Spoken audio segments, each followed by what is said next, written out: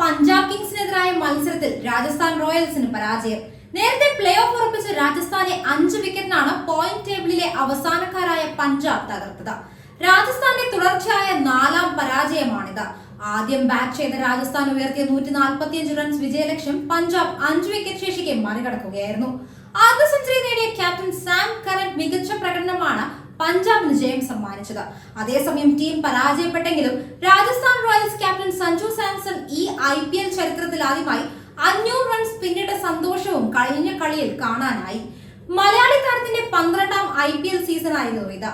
ഇതിൽ 2 സീസൺ കളിച്ചത് ഡൽഹി ക്യാപിറ്റൽസിന് വേണ്ടിയായിരുന്നു. ഈ മാന്ത്രിക സഖ്യം പിന്നിടാൻ 14 റൺസ് കൂടി മാത്രം സഞ്ജുവിന് മതിയായിരുന്നു. അധികം സമയമെടുക്കാതെ തന്നെ സഞ്ജു ഈ നേട്ടം സ്വന്തമാക്കുകയും ചെയ്തു. എന്നാൽ സ്വന്തം ടോട്ടലിനോട് 4 റൺസ് കൂടി ചേർത്ത് സഞ്ജു മടങ്ങി. 15 പന്തുകൾ നേരിട്ട സഞ്ജു ഇന്നലെ 18 റൺസ് മാത്രമാണ് നേടിയത്. 3 ഫോറുകൾ ഉൾപ്പെടുന്നതായിരുന്നു സഞ്ജുവിന്റെ ഇന്നിംഗ്സ്. നഥാൻ എലിയറ്റ്സിന്റെ പന്തിൽ ബാക്ക്വേർഡ് പോയിന്റിൽ രാഹുൽ ചാഹലിന് ക്യാച്ച് നൽകിയാണ് സഞ്ജു മടങ്ങിയത്. സഞ്ജു ഇതിനു മുൻപ് ഏറ്റവും മികച്ച പ്രകടനം പുറത്തെടുത്തത് 2021-ലായിരുന്നു. അന്ന് 14 മത്സരങ്ങളിൽ 484 റൺസാണ് അടിച്ചെടുത്തത്.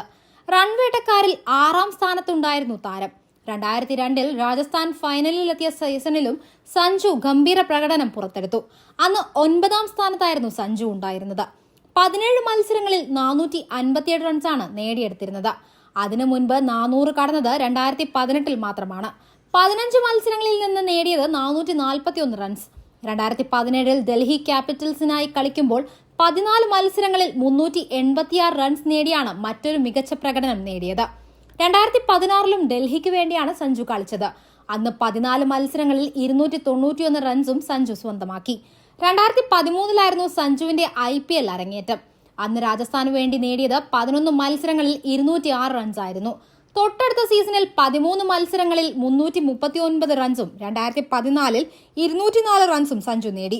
തുടർന്ന് രാജസ്ഥാന് വിലക്കേർപ്പെടുത്തിയപ്പോഴാണ് ഡൽഹിയിലേക്ക് ചേക്കേറിയത്.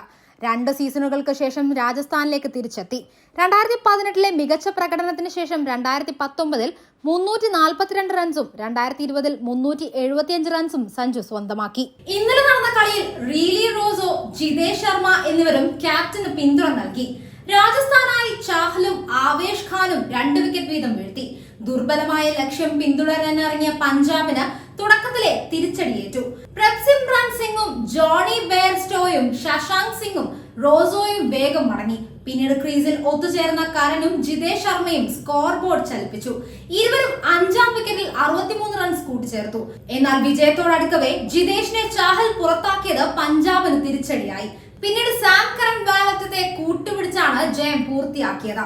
നേരത്തെ ടോസ് നേടി ആദ്യം ബാറ്റിംഗ് തിരഞ്ഞെടുത്ത രാജസ്ഥാൻ റോയൽസ് റൺസ് നിശ്ചിത ഓവറിൽ 9 വിക്കറ്റ് നഷ്ടത്തിൽ 144 റൺസാണ് എടുത്തത്. മുൻനിര ബാറ്റ്സ്മാൻമാരുടെ മോശം പ്രകടനമാണ് രാജസ്ഥാൻ തിരിച്ചടിയായതെന്നാണ് ആരോപണം. കൃത്യതോടെ പന്തെറിഞ്ഞ പഞ്ചാബ് ബൌളർമാർ രാജസ്ഥാൻ ബാറ്റർമാരെ ആദ്യ ഓവറുകളിൽ തന്നെ വരിഞ്ഞു മുറുക്കി. യശസ്വി ജയ്സ്വാൾ, കാഡ്മോർ, സഞ്ജു സാംസൺ എന്നിവർ സ്കോർ ബോർഡിൽ 42 റൺസ് മാത്രമുള്ളപ്പോൾ കൂടാരം കയറി. 4ാം വിക്കറ്റിൽ ക്രീസിൽ ഒത്തുചേർന്ന റിയാൻ പരാഗും അശ്വിനുമാണ് രാജസ്ഥാന് ഭേദപ്പെട്ട സ്കോർ സമ്മാനിച്ചത്. ഇരുവരും സ്കോർ ബോർഡിൽ 50 റൺസ് കൂട്ടിച്ചേർത്തു.